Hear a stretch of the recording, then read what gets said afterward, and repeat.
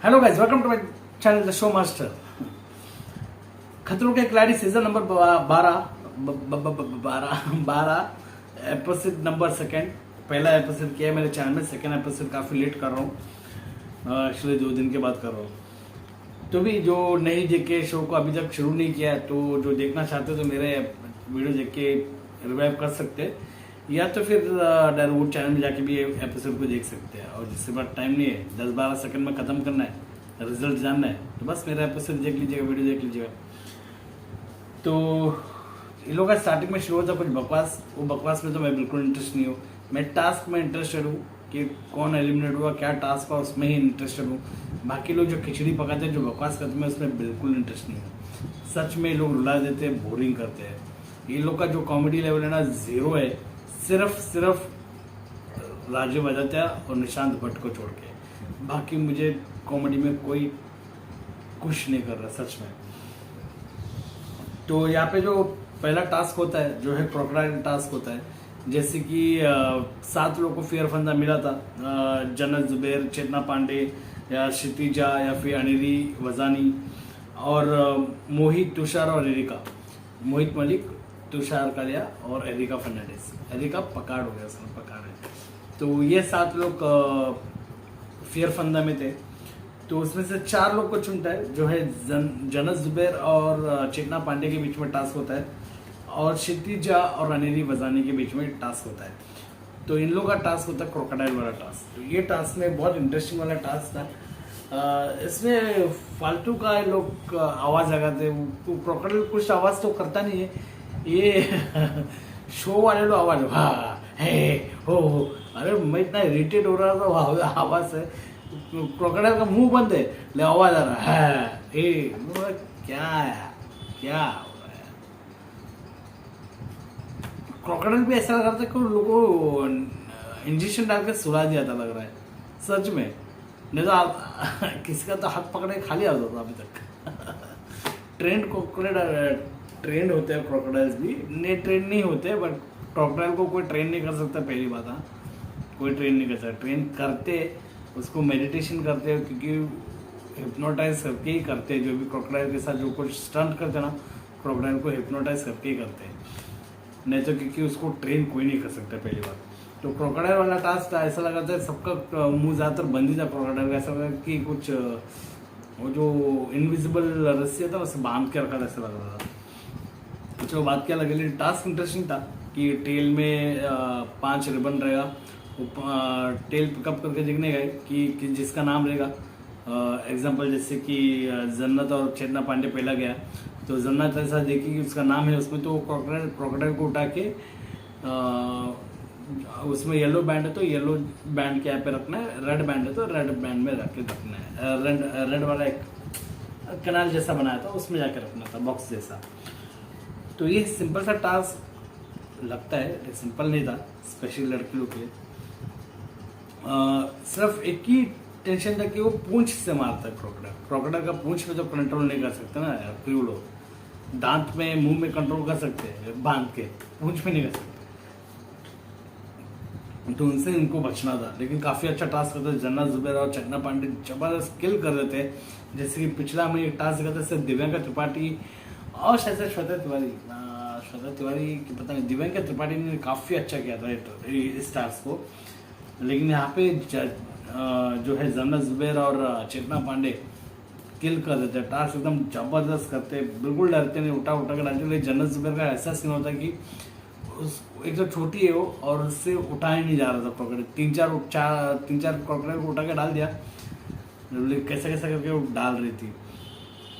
तो यहाँ पे जो है जन्नत 4 क्रोकोडाइल को डाल देती है, 1 को डालने में नाकामयाब हो जाती है, लेकिन चेतना पांडे 5 को उठा के डाल देती है। ताकत थी उसमें। यही सेम टास्क करने को आती है क्षितिजा और अनिरी वजानी। ये लोग आते तो ये लोग भी बहुत अच्छे करते, लेकिन लोग कुछ ज़्यादा समय ले लेते, टाइम ज़्यादा ले लेते, और यहाँ पे 4-3 हो जाता है। क्षिति यहाँ पे चार क्रोकोडाइल को डालती है, और अनिरी यहाँ पे 3 क्रोकोडाइल को डालती है। तो यहाँ पे क्षिति जीत जाती है। तो पहला जो इसमें था वो चेतना जीत जाती है, यहाँ पे इसमें क्षिति जीत जाती है। तो यहाँ पे जन्नत जुबैर और अनिरी वजानी जो है वो एलिमिनेशन राउंड में चले जाते हैं।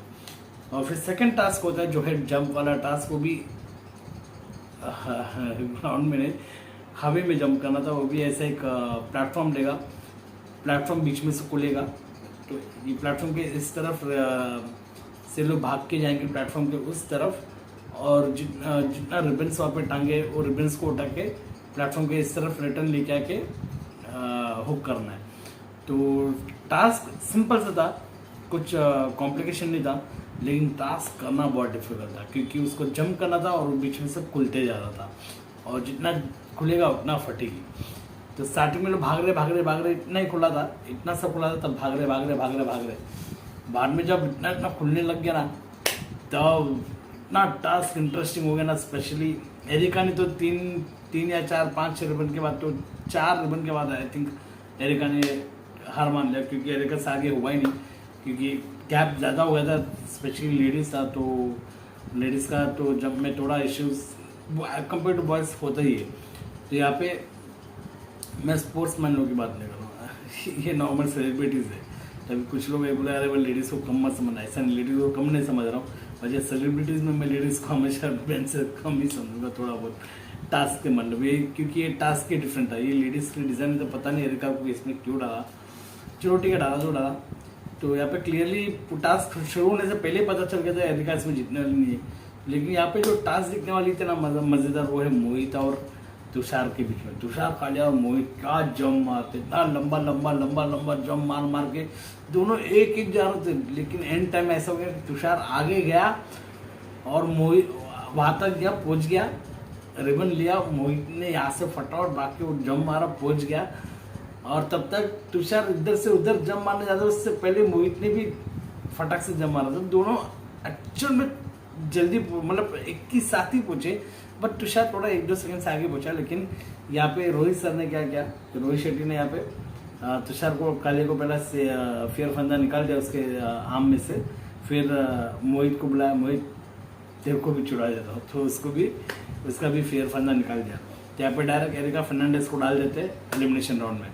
तो यहाँ पे फिर 3 जन हो जाते हैं एलिमिनेशन राउंड में, एलिमिनेशन टास्क में जाते हैं, जो ये सीजन का सबसे पहला एलिमिनेशन टास्क था। ये सीजन का सबसे बड़ा एलिमिनेशन टास्क जो था वो एकदम सिंपल था, इतना मुश्किल नहीं था कंपेयर टू, तो हमने इससे भी मुश्किल वाला की लॉक वाला देखे थे, बट ये इतना भी मुश्किल नहीं था, ये इजीली कर सकते थे वैसा वाला था। हाँ, लेकिन सांप ऊपर थे। तो ये जो टास्क होता है ये इनको बांधा गया रहता है पेट की तरफ से, 2 हाथ बांधा गया रहता है और 2 पैर बांधा गया रहता है। तो 2 टाला वहाँ, 2 टाला हाथ में और 1 टाला पेट की तरफ, ऐसा बांध कर रखा था सीढ़ी से ऐसा। तो 5 टाले खोलने थे और चाबी यहाँ वहाँ एक बॉक्स था, उसके अंदर कहीं भी था, और बॉक्स के अंदर पानी डालते जाएगा, पानी भरते जाएगा। तो जितना पानी भर जाएगा तो उतना मुश्किल होता जाएगा टास्क, वैसा वाला था टास्क था। और अंदर क्रॉक्स के बच्चे रखे थे और साथ ही साथ में सांप भी रखे थे। तो थोड़ा डिफिकल्ट वाला था, क्योंकि जो स्टार्टिंग में अगर करेगा तो डरेगा, लेकिन जैसे हफ्ता जाते हुए तो फिर लोग को ये क्रोकोडाइल और सांप के बच्चे से डरने लगे, क्योंकि उनको पता है कि इतने सारे क्रू मेंबर तो हमको कुछ होने वाला नहीं, कि आज तक कोई भी खतरों के खिलाड़ी सीजन में कोई इंसिडेंट हुआ नहीं है, मतलब ऐसा इंसिडेंट कि जहाँ पे जानवर काटा हो या कुछ किया हो। हाँ, नाखून वाखून लगता हुआ अलग बात है, तो उनको वो चीज़ों का टेंशन नहीं है, तो कि मर जाएंगे ऐसा तो कुछ होना नहीं, तो वो डर जो है निकल जाता कम से कम। तो ऐसा ये टास्क में अनेरी पहला जाती है, बहुत अच्छी टास्क करती है, सब टाले खोल के बाहर निकल जाती है। उसके बाद जाती है जन्नत जुबैर भी एकदम धड़ाफड़ा करके थोड़ा टाइम लेती है अनेरी से ज़्यादा, लेकिन फिर भी निकल जाती है। उसके बाद जाती है एरिका फर्नांडिस ये वीक सबसे ज़्यादा डिसअपॉइंट किया, क्योंकि एरिका पकार थी, उन्होंने पहला टास्क भी इतना खास किया था, जहाँ पे वो ट्रक वाला सीन था, जहाँ पे वो गिर जाती है नाक केबल, फिर भाग के आती है, तब तक तो निशान भट्ट टास्क कंप्लीट कर चुके होते हैं। फिर दूसरा टास्क आता है, दूसरा टास्क जैसे कि वो प्लेटफॉर्म से जंप मारने वाला, वो एरिका को क्यों दिया मुझे भी समझ में नहीं आया। फिर तीसरा टास्क जो था उसमें भी काशी किया, उसे गिव अप कर दिया लास्ट में एरिका ने। तो एलिमिनेशन टास्क को ही गिव अप कर दिया, तो मतलब भारी है यार, फिर तो क्या बोलेगा अंदर थोड़ी ना रखेगा। स्टनमैन की बेटी है बट स्टन नहीं कर पाई। तो ये था रिजल्ट एरिका फर्नांडिस, मैं बार बार फर्नांडिस बोल रहा हूँ, एरिका पकाड़, उनका नाम फर्नांडिस ही पकाड़ एक ही है। तो ये जो मैडम बीमार हो गई है, तो पहला हफ्ते का रिजल्ट आ गया है। सेकंड हफ्ता और धूम धड़ाका होने वाला है। क्षितिजा और अनिल वजानी शायद से हैनस के सामना करने वाला है।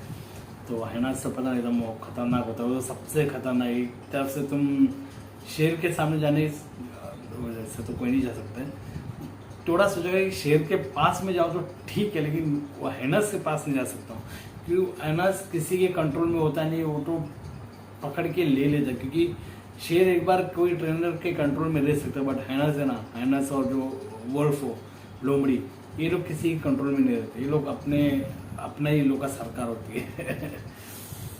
तो यही है, और भी रिव्यू करूँगा, अगला हफ्ता भी आएगा तो रिव्यू करूँगा। आप लोग मेरे को कमेंट बॉक्स में बताइए कि रिव्यू करना है नहीं करना है, या फिर और कुछ अंदर की जानकारी चाहिए कुछ स्पेशल, तो आप लोग बताइए, तो मैं ज़रूर करूँगा। मिलते हैं अगले वीडियो में, तब तक के लिए धन्यवाद।